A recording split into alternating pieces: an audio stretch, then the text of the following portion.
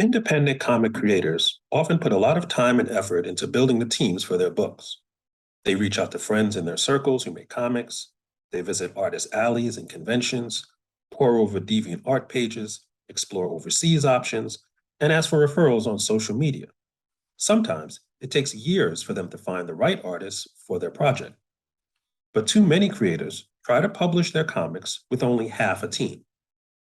If comics are a form of commercial art, then the development of your comic book company requires both business and creative support. Focusing on only one side limits the potential of the project.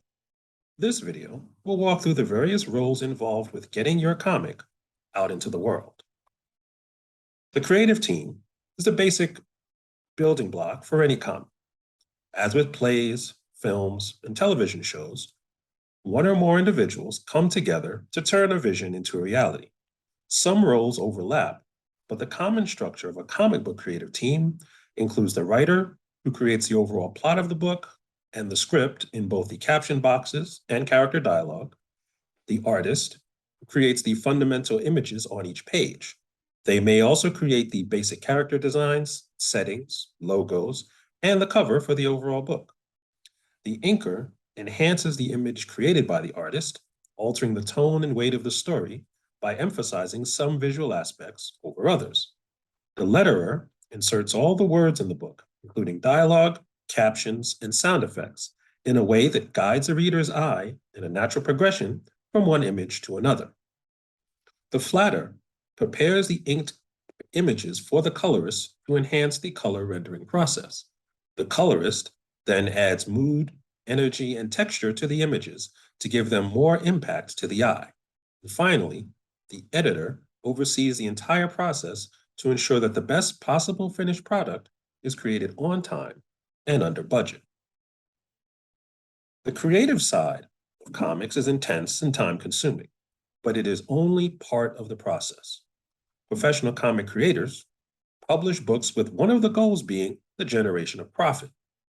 Without someone, and often several people, running the business side of things, even the best comics will not sell.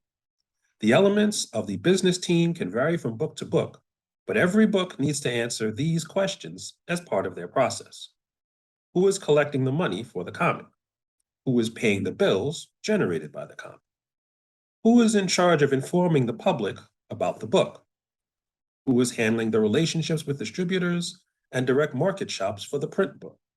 Who is in charge of managing the online distribution and emerging distribution channels? Who's protecting the intellectual property of the book? Who's handling the internal and external contract negotiation? Who is in charge of the overall creative and financial success of the book?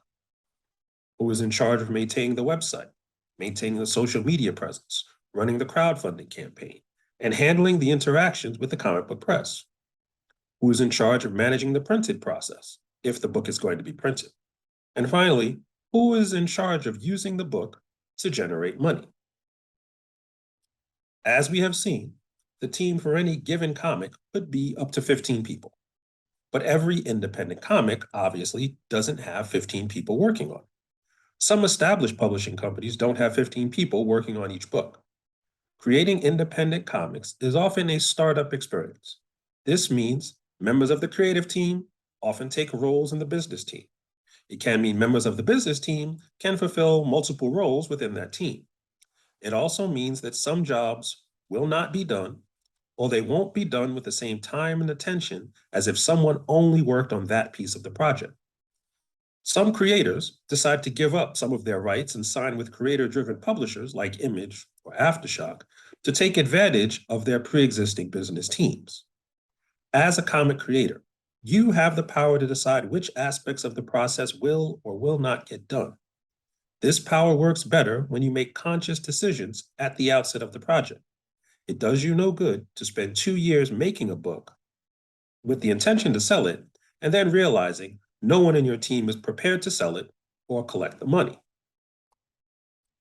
No matter how you decide to divide the tasks of publishing your comic, everyone who works on the book is going to have to be compensated at some point. Very few people are willing to work for free, even on something they love. So part of the comic book publishing is finding a way to pay everyone involved. There are several different compensation methods available, depending on the level of participation of each person, your resources, and the long and short-term interest of everyone involved. Increased involvement often includes increased compensation. Different compensation can be mixed and matched to give each person a short and long-term stake in the project. Just don't give away more than you have. Compensation methods include upfront payment, such as page rates or hourly fees, revenue sharing based on units sold, ad revenue generated, sponsorship revenue generated, etc., ownership interests in the underlying intellectual property, and credit on the underlying work. Now, when creating a comic, the chances of success are greater if all the jobs are assigned, everyone agrees on the terms, and the schedules for production, marketing, sales, and payment are established before you start making the book. But all this preparation does not guarantee a hit book. The big two have dozens of people involved in each book, and some of them still fail. But publishing comics involves a lot of individual tasks to make the machine run. If some tasks don't get done on the business or creative side, the machine can break down very quickly. Now, the team for every comic is going to be unique. So this overview isn't business or legal advice. If you have specific legal questions about the book you're working on and you'd like to schedule a free consultation, you can find the link to my website in the notes and on the screen. If you'd like to find out more about other topics in the business and legal side of comics, you can join the Comics Publishing Institute with the other link in the notes and on the screen. Until next time, like and subscribe, and have fun with your comics.